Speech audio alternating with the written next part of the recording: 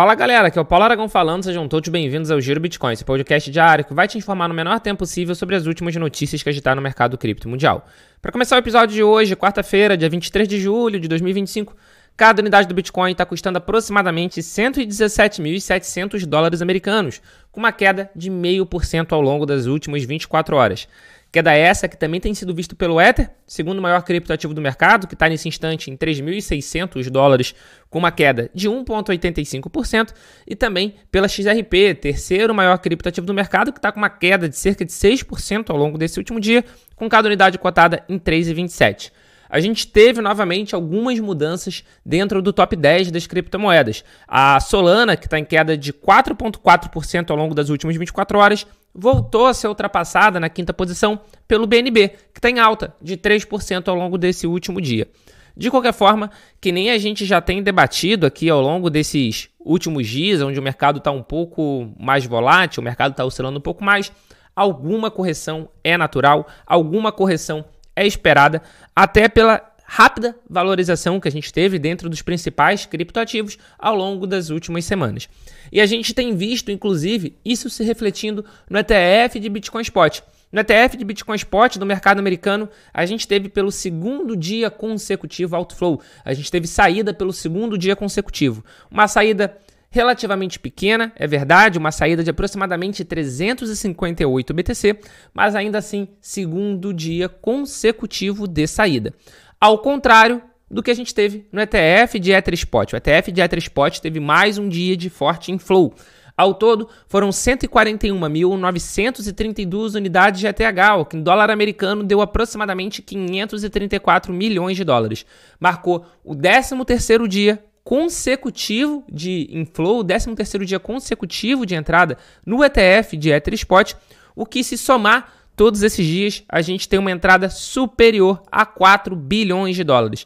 Algo bastante positivo e que, sem sombra de dúvida, tem ajudado sim o Ether a se valorizar ao longo desses últimos meses e tem ajudado sim o Ether a ter uma queda até relativamente pequena se comparada à alta que a gente está tendo ao longo das últimas semanas. O Ether voltou a se valorizar perante o Bitcoin ali no mês de maio e desde então ele tem tido uma performance bem considerável. Ao longo dos últimos 30 dias, por exemplo, o ETH está com uma alta acumulada de 56%, enquanto dentro do mesmo período, dentro desse universo de 30 dias, o BTC, por exemplo, ele está com uma alta acumulada de apenas, entre muitas aspas, de 15%. Então é bem legal a gente ver o segundo maior criptoativo do mercado, a gente vê o Ether conseguindo se valorizar perante o Bitcoin. E sem sombra de dúvida, o aumento do interesse institucional e o aumento da demanda pelo ETF de ETH tem ajudado bastante nessa questão. Assim como a gente vê também o Bitcoin conseguindo se valorizar justamente por causa do aumento do interesse, o aumento da demanda institucional pelo BTC. E uma das empresas que atualmente também são empresas de tesouraria em BTC, que é o caso da Block, nesse momento é o 13º maior detentor corporativo de BTC, com 8.584 Bitcoin na carteira, foi listada no S&P 500 no dia de hoje, no dia 23 de julho. E isso é algo bastante importante. Vale ressaltar que a Block é uma empresa que é liderada pelo fundador do Twitter, que sempre foi uma pessoa crypto-friendly, e a Block agora está no índice S&P 500. Isso por si só já sinaliza um aumento do interesse institucional por essa ação, por ação da Block, que é uma empresa que tem BTC em sua tesouraria. E o porquê? Tem muito ETF que simplesmente replica o índice S&P 500. Então, a partir do momento que uma empresa entra no índice, ela já é automaticamente comprada por diversos ETFs ao redor do globo. Então, naturalmente, já gera uma demanda ainda maior por essa empresa que tem tesouraria de BTC no seu cerne, que tem tesouraria de BTC no seu core. E falando em S&P 500, no mercado está aberto há cerca de 40 minutos no momento de gravação desse episódio. O S&P 500 está operando em alta de 0,2%, a Nasdaq está operando em queda de 0,18% e a Dow Jones está operando em alta de 0,43%. Então, é bastante simbólico a gente ver que essa volatilidade que a gente está vendo no mercado cripto não é apenas do mercado cripto, mas a gente também consegue ver essa volatilidade no mercado financeiro tradicional de uma forma geral. E ainda falando sobre a questão de detentor corporativo de Bitcoin, a gente tem essas empresas que são listadas em bolsa, a gente tem governos que detêm Bitcoin, mas a gente também tem as empresas privadas, ou seja, as empresas que não têm capital listado em nenhuma bolsa de valores ao redor do mundo. E um grande exemplo disso é a SpaceX. A SpaceX, a companhia de foguete do Elon Musk, que fez com que a nossa piada de foguete não tem ré acabasse, porque agora foguete tem ré e foguete estaciona, eles possuem aproximadamente 8.285 BTC. E ontem, depois de 3 anos em silêncio, 3 anos sem movimentação, eles movimentaram os seus bitcoins de carteira. Foram 153 milhões de dólares movimentados e o que eles fizeram foi reunir os que eles tinham em uma única carteira. Não se sabe se foi simplesmente para facilitar a gestão, o que de fato facilita. Não se sabe se é alguma ideia de vender, ainda mais agora em um momento de tensão política, onde eles podem precisar de alguma forma de financiamento, alguma forma de facilitar um financiamento. Então a venda de Bitcoin poderia ser uma alternativa para isso.